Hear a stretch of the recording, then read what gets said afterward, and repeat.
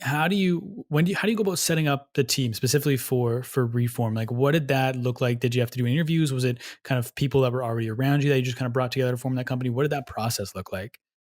I had somebody in my family, like I said, I had a business manager who was really good with handling money and doing. He was a lawyer, so he was he was the one who kind of assembled the team, and we call it team Thad, of course. So you assemble your team, you assemble your agent, you assemble your insurance guys, and you have everybody else. And I think all of these different people kind of help put reform together. Um, but as far as assembling the people who actually work day to day for reform, his daughter, who's the developer, she actually has an MIT degree as well. And with her having an MIT degree, it just made the most sense to make her the fund manager. So she's the fund manager, and basically like we got together and we hired two investment analysis guys. One solely works on a lot of the real estate stuff, and then another works on solely just looking and vetting the investment deals as far as the tech and startup sector. And so with you traveling and you playing all the time, is kind of the structure of reform right now. Like, so the team they're looking for the deals, they're vetting the deals, and then do they kind of bring you a short list to evaluate once they've identified some key companies? Yeah. So what we do is we see a lot of deal flow every month, and with us seeing all of this deal flow every month, it's basically we might see 10, 15 deals a month, and we try to pick like 3 to 5 deals that we think are some of the better deals and the best deals, and then we try to go from there and take those deals and talk with the founders and talk with everybody that we need to in order to put to see if we want to place an investment with those companies. And usually, out of those, 10 or 15 deals or 20 deals that we see, we try to keep them to a minimum, or a maximum of 5 that we actually dive into. But if they don't meet one requirement, like on what we have as far as our criteria of making an investment, we push those deals aside and we move on to the next one. Just because like we have a, a strict requirement on every single thing that we need in order to make the investment. Because when you're making these investments are very very risky.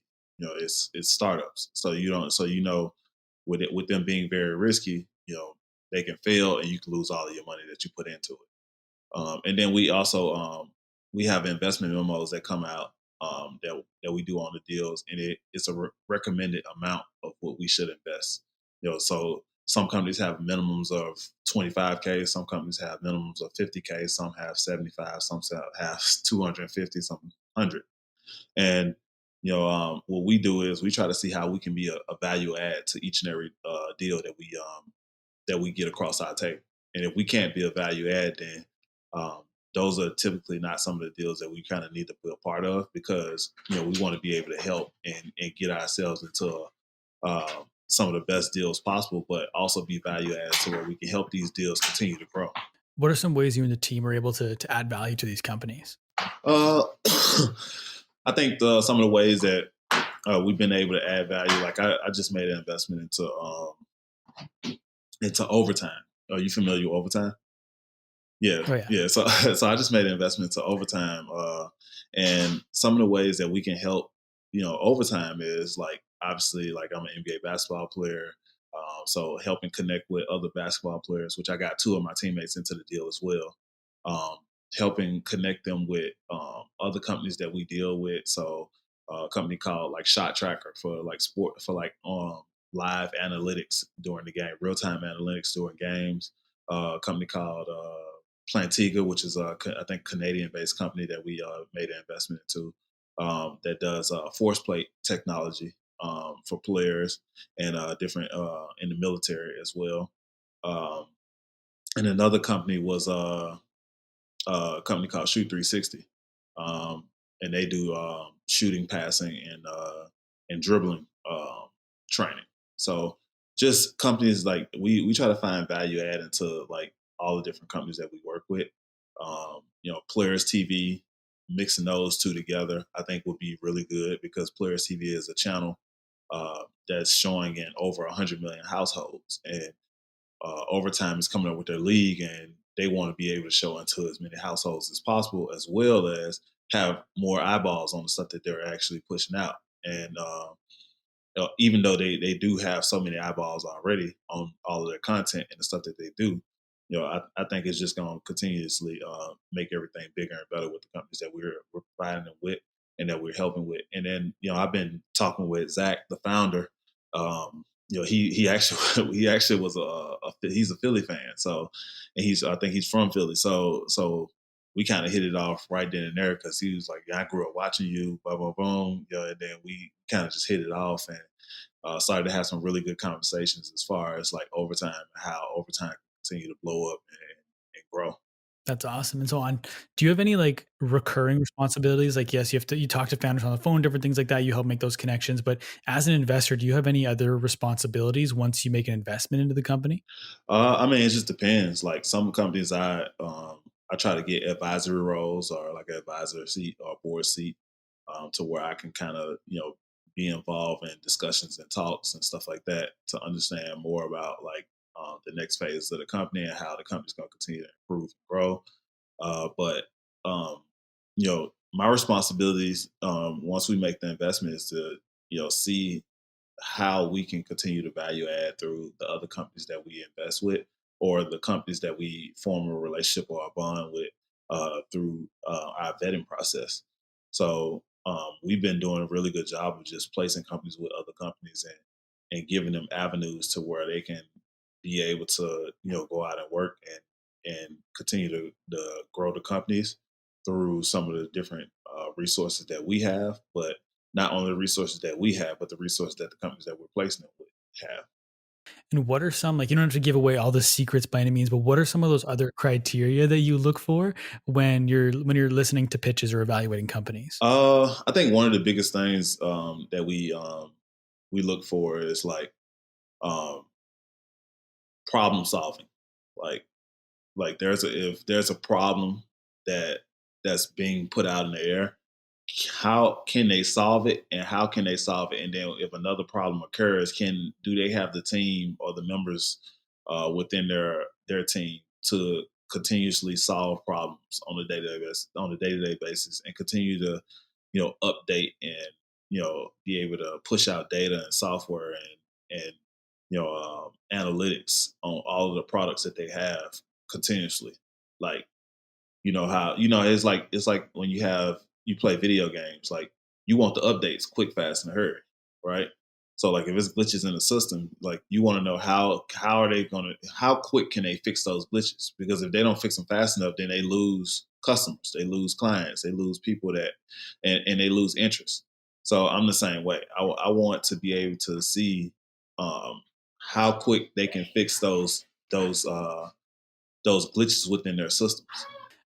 Beyond just kind of the company itself, is there anything you look for specifically in the entrepreneur and kind of building on that? Have you ever invested in a company because you liked the entrepreneur almost more than their business?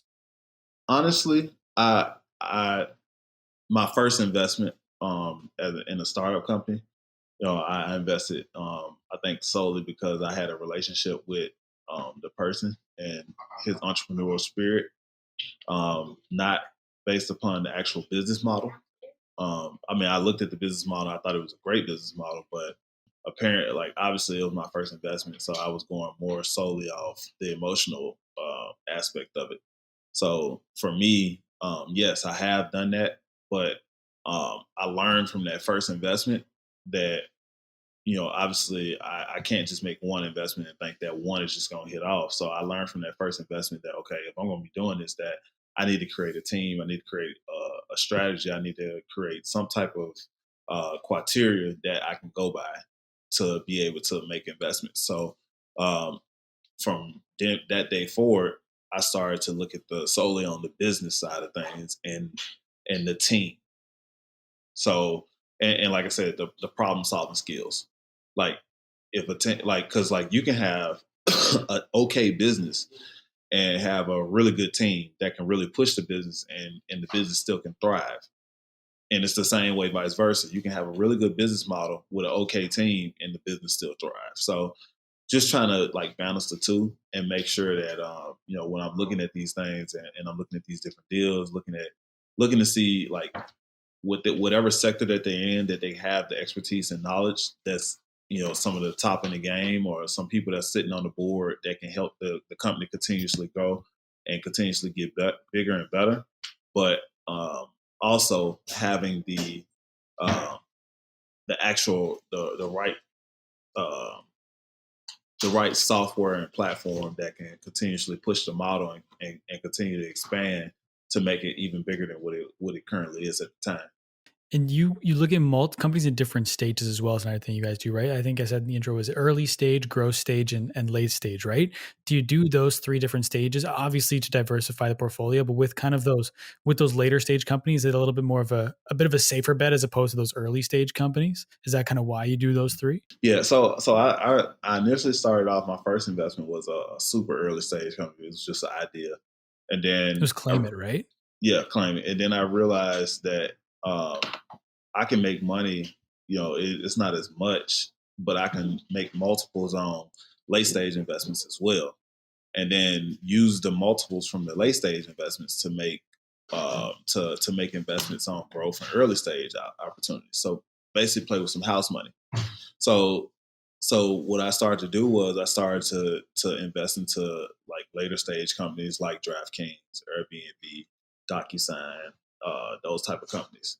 And and then I started to see multiples on money. So like 2 and 3x on the money that I was getting. Those 2 and 3x's, sometimes 4 and 5x, um, would give me the multiples that I need to continue to make investments, in the growth and early stage sector. So basically just playing with some house money as opposed to just playing with all of my money. So it put me in a really good opportunity and situation to where I can make some bets on some different things. And I've been very fortunate enough to have some really good companies under my belt and under my portfolio. Um, you know, and it's done really well. And you said you get 10, 15, 20 deals you're kind of looking at a month. How are these deals? How are you finding these deals? Are you going to them? Are they coming inbound to you? What's that process look like for you? I mean, some I might see and say, "Oh, I like this company. I think we should look into this." And and then we'll figure out how to get to the founder, or figure out how to get to somebody within the company, and figure out like what their raise is, what they're trying to do, how can we value add.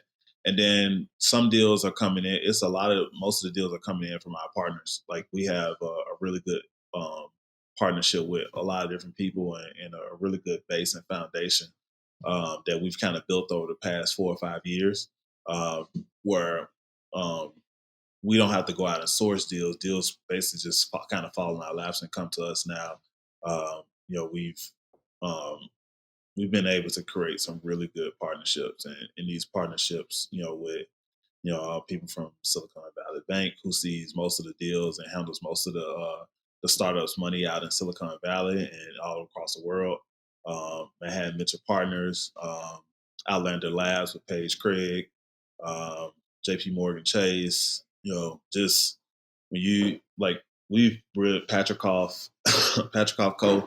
Um, we've really been put in a situation to where we have a lot of different partnerships and a lot of different people that really like what we've been doing and see what we've been doing, and they've been putting us in a lot of the different deals and giving us a lot of leeway. Another good friend of mine, Chameleonaire, he's done really well in the startup space, and he's been putting us into some different deals and giving us some leeway on some deals. So just a lot of different people have been just trusting us to you know be able to help companies out, but also be able to value add and put money into some really good deals.